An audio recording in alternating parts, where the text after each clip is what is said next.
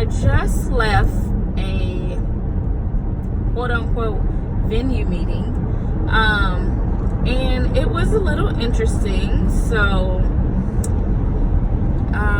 like, my client scheduled the meeting for us to be there at 5 o'clock to meet with the venue coordinator.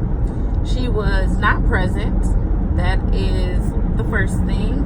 And then secondly, when I continued to try and seek out someone to speak with, no one knew what I was talking about.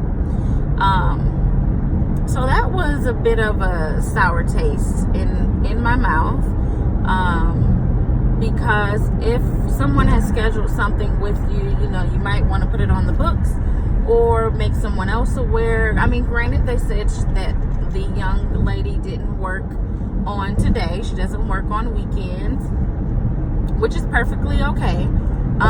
But my client specifically stated that she and I would be able to get there today to look at the space. Going throughout the week is not an option for my client.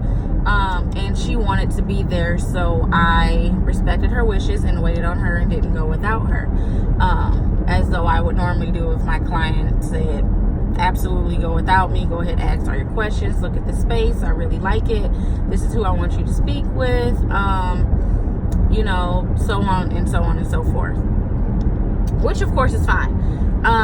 But the mere fact that no one was there to answer any of our questions, no one was there to give us the rundown of how things normally go when someone rents out a space there, that's not the best communication you want to have with the general public as far as someone scheduling something with you. So now I am headed to a second location to meet with my client and kind of talk about some things and brainstorm so that I can email the venue about this space as far as all the questions, because that seems like the best form of communication before the event starts. And I mean, which is fine, but if that is how your company or your space does things, you know, you just kind of want to let people know, your planners know that. So I mean, I wasted gas to get here. I had to pay a meter because the space is downtown, and now I have to drive somewhere else 20 more minutes to go to a second location because we weren't able to get any of our questions answered. So it's a bit of an inconvenience. So in planning, you want to try, and I apologize, I'm in a car, you want to try and make sure that all of these things can be taken care of, and so that no one's time is put in jeopardy. And it's not anyone's fault on this end, myself or the clients, because we just followed directions. We said we will be there at 5. They said that was okay. They would be there to run through things with us, but that was not the case. So, I mean, there's important things like, can we have open flame candles? What time can we set up? How many people will be there to serve it's a dinner party, so how many servers will we have? Am I able to put our music through their speakers? When the door closes, does that completely cut off all sound for the rest of the venue? Because it's just a space, like a room that could hold, I would say, about 40 people, 45 people. So there's a lot of other things happening on the other side of the space that we are renting. So those are just some heavy hitter questions that we would want to ask. So it was a bit of a letdown, but nonetheless, as a planner, I am going to figure out how to get this done, because my client is my number one priority. The fact that they get their satisfaction is what's most important at any cost. So that's what a planner is for, to kind of absorb all of the issues, to kind of take the punches, you know, with the space, because sometimes you don't always meet with the most pleasant person. but you have to work with them in order to get what your client needs. Sometimes when you get there, the space is not ready, and you say, but my contract says a certain time, so now I have to scramble. I'm going to be dripping sweat by the time everyone gets here, and I have to greet guests and things like that.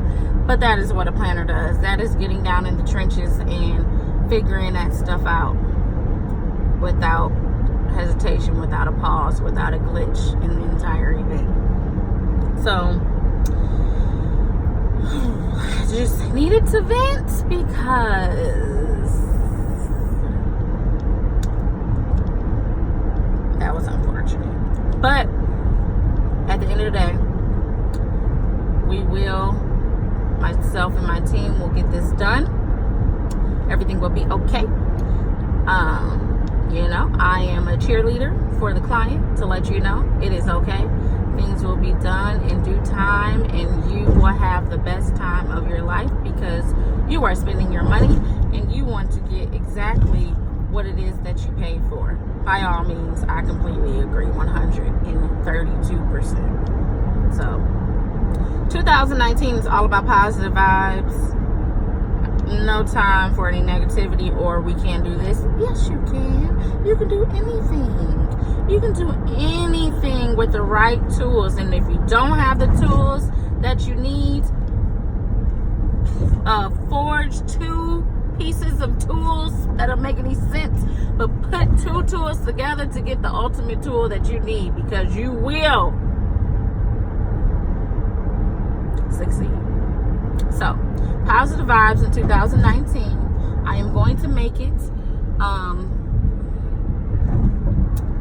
great communication or not from the venue. Everything will be okay. So, just like how bright my sweater is, we have to have sunshine to brighten up our day. Oh yeah. All right, stay tuned for some details from the event that I am speaking of. I do have some other stuff to put up. Coming to you soon.